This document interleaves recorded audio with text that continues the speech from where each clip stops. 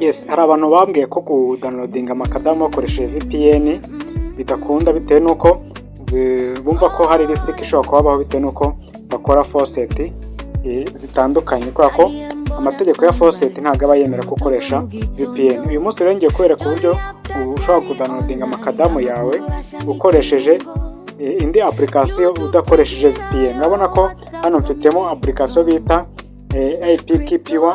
Iyi application niyo ikoreshwa kugira ngo udownloadinge amakadamu, noneho iyo makadamu udownloadinge udakoresheje VPN. Kugira ngo urubone iyi application ya APK-Pure urabanza ujye muri Chrome. Ni ukuvuga ngo kugira ngo mbereke ko bishoboka, iyi ngiyi ngiye kubanza kuyikuramo, kambanze nyisibe. Yes, nimara kuyisiba leta njya kuri Chrome. Noneho application ya Chrome urayizi ko nawe murayikoresha biterwa na browser ukoresha. Igiye nkoresha browser ya Chrome, noneho urayikandaho.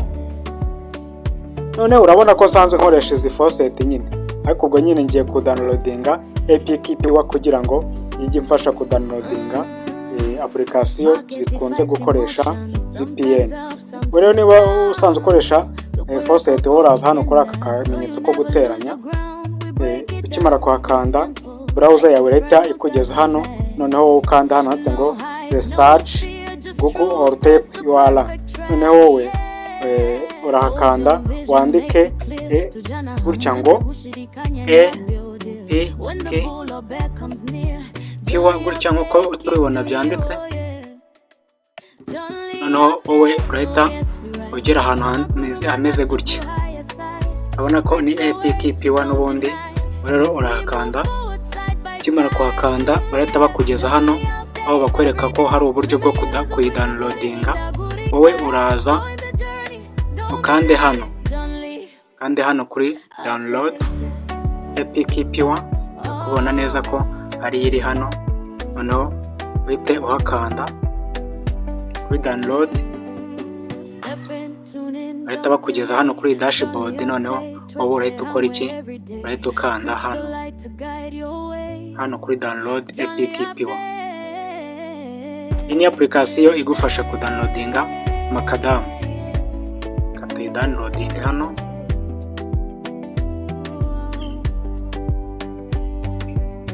Ukimara kuhakanda urabona ko application yatangiye kwidownloadinga. Ukabona hano hejuru, dore hano niho itangiye gukora. Kanda hano kuri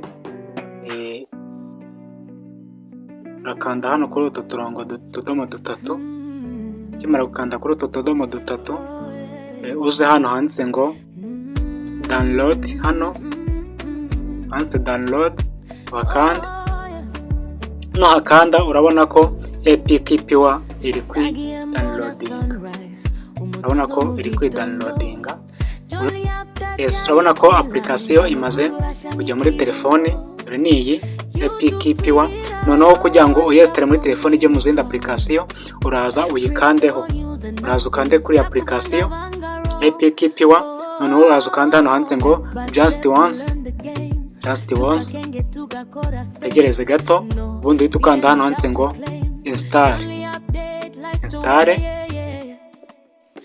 Ukimara kuhakanda urategerezaho gato kugira ngo application igere muri telefone yawe. Urategereza. Yes, urabona ko imaze kugera muri telefoni yacu. Urabona ko hano dushobora gukanda kuri open kugira ngo tuyigeze muri tuyinjiremo, cyangwa se ugakanda hano kuri done ukaza kwinjiramo nyuma. Ariko reka dukande kuri open, turategereza ifunguke. Yes, urabona ko irafungutse rwose. Leta nkanda hano kugukuba, ukamenyesha kugukuba bikuremo. Yes, noneho urahita ukanda hano hejuru.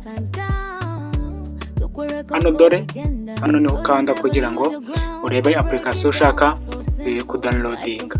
Ndahakanda. Nimara kuhakanda noneho bampe umwanya wo kwandika. Nandikemo makadamu. Kubona neza ko makadamu ihise igaragara. Hano ubu ushobora kuyidownloadinga mu buryo bworoshye. yes, hano makadamu ihise igaragara. Wibuke ko nta VPN twakoresheje, ahubwo twakoresheje app yitwa Epic Pure. Iyi uyikoresha udownloadinga n'andi application atemerewe gufunguka muri iki gihugu cy'u Rwanda ndetse n'ibindi bihugu atemerewe gufungurwamo, ahubwo akaba yafungurwa ahubwo ukoresheje VPN.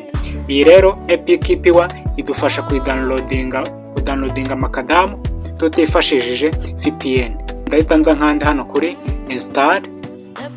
Hano bari kuvuga ko kugira ngo downloading ngomba kwemeza ko notification ya Epic Pure igomba kuba ifunguye, ngomba gufungura nyine notification ya Epic Pure. Noneho ndaza hano nkande hano kuri grant, banze nemeze ko notification zigomba gukora. Hano ndagafungura, noneho nsubira inyuma bisanzwe, noneho nze downloading makadamu yanjye. Urabona ko makadamu yanjye itangiye kwidownloading. Uri kubibona hano neza ko makadamu yatangiye kwidownloading. Turategereza nabwo makadamu ijye muri telefone yacu tubone kuyinjiramo. Iyi Epic Pure ni nziza cyane kuko nk'ubu urabona application iri hafi kurangira, ariko wenda reka nkwereke ubundi buryo ushobora gukoresha kugira umenye niba application yawe igeze mu gihe cyo kwa updating. Urabona ko hano hejuru handitse ngo update. Ni ukuvuga ngo hari application 19 zikeneye kwa updating. Uri kubibona neza, application 19 zikeneye kwa updating. Ubwo rero naho ushobora kuhanyura updating application. Urabona ko hano mfite nka Trust Wallet ikeneye kwa update, YouTube ikeneye kwa update, ndetse n'izindi nyinshi nk'iyi inkoresha mu recordinga, Google Meeting, Google Map. Urabona ko Gmail, Google Chrome, Facebook n'izindi urabona ko zikeneye kwa updating. Iyi application ikora kimwe na Play Store, gusa kitandukanye na Play Store nuko kugira ngo downloading application zitemewe mu gihugu cy'u Rwanda, Play Store bisaba gushyiraho VPN, ariko iyi yo ntabwo bisaba gushyiraho VPN kuko ubwayo irihagije. Rero urabona ko iyi imeze neza. Reka dutegereze makadamu igere muri telefoni yacu ubundi tuyinjiremo. Yes, application yacu igeze muri telefoni yacu. Urabona ko ihita inifungura. Hano naho turafungura kugira ngo iyi Epic Pure itwemere kujya twestaringa application muri telefoni zacu. Hano akanakunda gafungura. Nimara kugafungura ndasubira inyuma gato, noneho bahite banyaka ko makadamu bwayo iri gufungukira muri Epic Pure. Urabona ko iri kwestaringa. Urategerezaho gato. Yes, hano rero tukanda kuri install. Tegerezaho gato nabwo. Urabona ko application yacu ya makadamu yamaze kugera muri telefoni yanjye. Yes, nukuvuga ngo ahangaha nshobora gukanda hano kuri open cyangwa kanda kuri done ubundi nkakomeza, ariko reka nkande kuri open. Nimara gukanda kuri open urabona ko dufungukiye muri makadamu. Noneho ndategerezaho gato ibanze ifunguke neza. Yes, urabona ko hano bari kukubaza niba koko wafungura notification kugira ngo makadamu ijye kwereka ubutumwa ko ukeneye wenda nko ku validatinga cyangwa se n'ibindi. Ubwo ushatse nabyo wabyemeza ugakanda kuri continue, ukemeza nyine allow notification, noneho ugakomeza kuri get started. Yes, noneho hano bari kubaza niba uri mushya. Niba uri mushya urahita ukanda kuri let's go, ariko n'ubusanzwe ufitemo account urahita ukanda hano kuri already have an account. Nukuvuga ngo rero niba wowe utariyandikisha muri makadamu, hari video ndi gushyira muri description y'iyi video igaragaza uko kwiyandikisha muri makadamu bikorwa. Ubwo rero ukimara kudownloadinga iyi makadamu uhita muri description y'iyi video kugira ngo urebe muri link ya video igaragaza uko kwiyandikisha muri makadamu bikorwa. Reka turebe ko yageze muri telefoni. Yes, urabona ko makadamu yageze muri telefoni, dore ngiyi. Ubwo rero niba utariyandikisha reba video muri description urebe uko kwiyandikisha bikorwa. Ndizera ko mukomeza kubwa neza. Rero ndabakunda cyane.